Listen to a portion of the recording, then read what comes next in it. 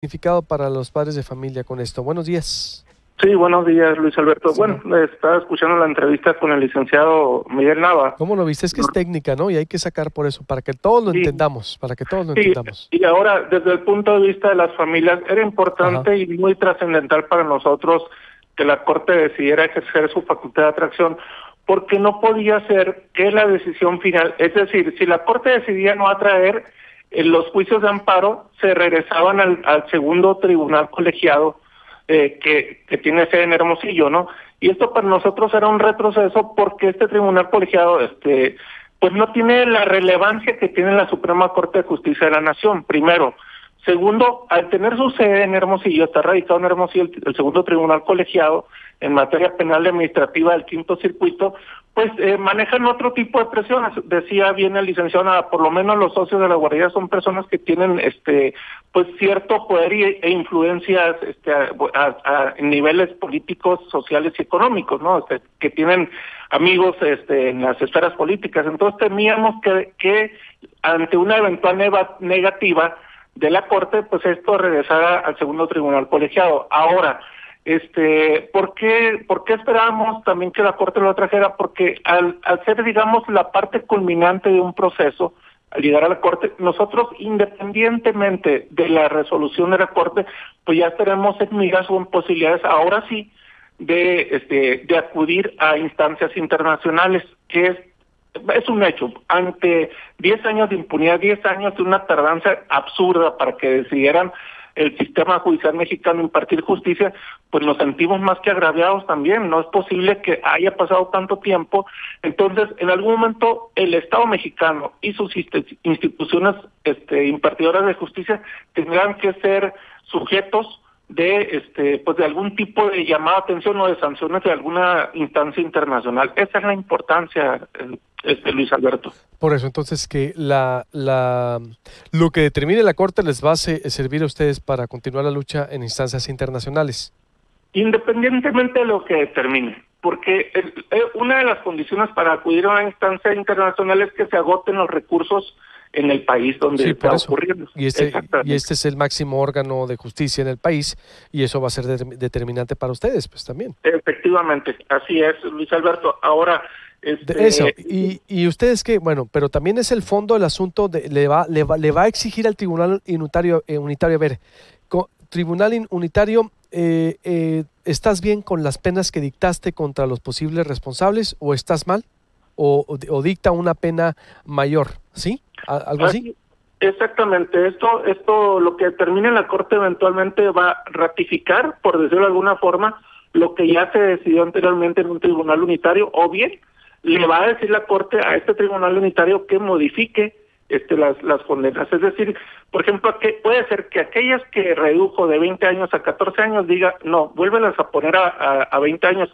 O bien podría ser, porque esto lo están pidiendo los sentenciados, que las redujeran o incluso que las anularan. O sea, son ambas cuestiones. Hay que recordar, vivimos en un Estado de Derecho, entre comillas, porque en ocasiones definitivamente no se aplica, pero donde tienen tanto derecho las víctimas como las personas que son sentenciadas, pues, ¿no? Bien, esto para ustedes, pues de alguna manera, ¿qué significaría también desde el punto de vista como padre, estimado? Mira, sí tiene mucho que ver en el ámbito emocional, el ámbito familiar, a lo que vivimos cada familia, y ayer platicamos largamente algunos entre nosotros. Esto, independientemente de lo que haga la Corte, nos guste o no, nos frustre o nos deje algún grado de satisfacción que nunca será pleno, pues nos permitirá cerrar un círculo. Nosotros, al menos, nunca estaremos satisfechos con lo que se haga absolutamente, pero al menos podremos decir, hemos hecho lo posible aquí en México. Hicimos hasta donde fue posible porque hubiera justicia. Definitivamente luchamos contra un monstruo que en un principio pues dijo, hasta aquí llegan los rangos de responsabilidades, cuando dijo, no vamos a inmiscuir o a incluir en alguna responsabilidad, a los exdirectores del IMSS, por ejemplo. Contra eso luchamos desde un principio, y bueno, lo que hoy tengamos para nosotros pues nunca será satisfactorio, repito, pero al menos será producto de una lucha constante de todos los grupos, ¿eh? Aquí no hay este sí, aquel no, de todos los grupos, de todas las familias que hemos estado involucradas, será, por decirlo algún logro, entre comillas siempre, ¿no? Porque nunca será algo pleno. Sin duda, pero pues es un escalón más en la lucha legal, Julio. Haciendo el paralelismo con lo que ocurrió, ¿cuándo fue el año en que la Corte desechó? ¿En el 2010? Sí, mira, bueno, hay que establecer una diferencia, ¿no? Sí, porque hay personas que dicen, regresa a la Corte. Bueno, en aquel tiempo la Corte tenía, según el artículo 97 constitucional, una facultad de atracción para poder determinar si había violaciones graves a garantías individuales, lo que hoy se conocen como derechos humanos, ¿no? Entonces, en aquel tiempo lo que la Corte determinaba no era vinculante, hoy sí lo es porque forma parte de procesos penales.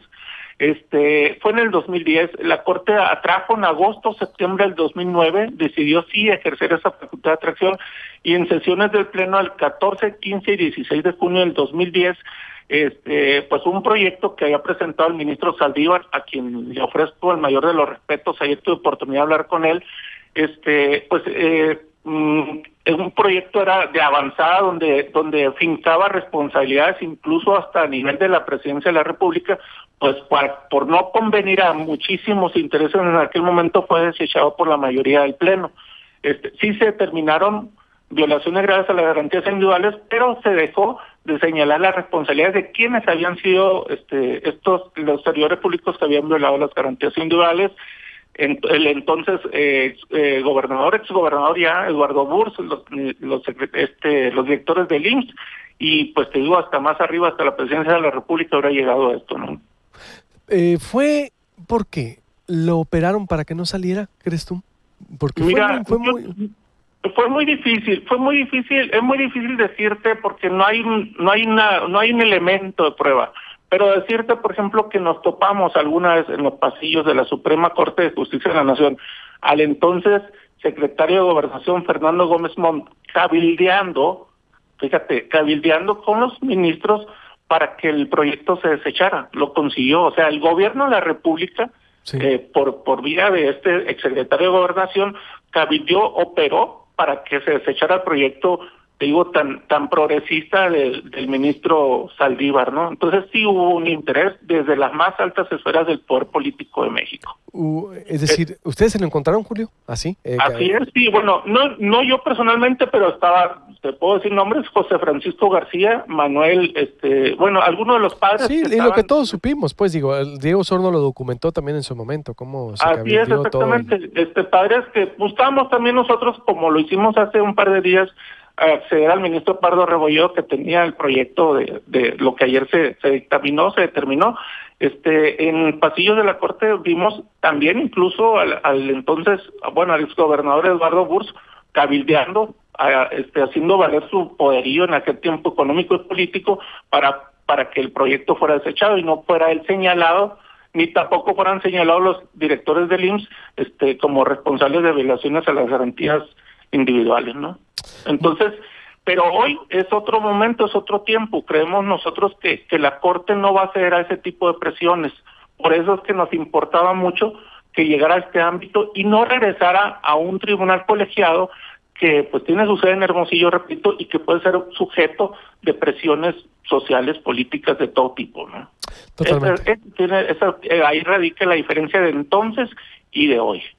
Totalmente. Te agradezco mucho, Julio. Entonces ahí está la diferencia de hoy, es que entonces sí, lo que resuelva la Corte va a servir para dar una sentencia definitiva penal. Ese es el fondo. Servirá para dar una sentencia definitiva y terminar con esto ya. Entonces. Y te comento, perdón, Luis Alberto, muy rapidito. Personas al interior, personas que laboran en la Corte, te lo puedo decir con conocimiento de causa, no me es posible decir nombres, de hecho no los conozco, pero hasta hace un par de meses el proyecto iba en sentido negativo. O sea, la Corte pretendía no atraer los juicios de amparo. Lo sabemos nosotros, extraoficialmente, por supuesto, pero lo sabemos. Se dice también que las reuniones que hubo con padres de familia fueron determinantes con los ministros, fueron determinantes para que cambiara ese criterio la Corte y finalmente atrajera como lo hizo ayer. Muy bien. ¿Y por qué no quería traerlo?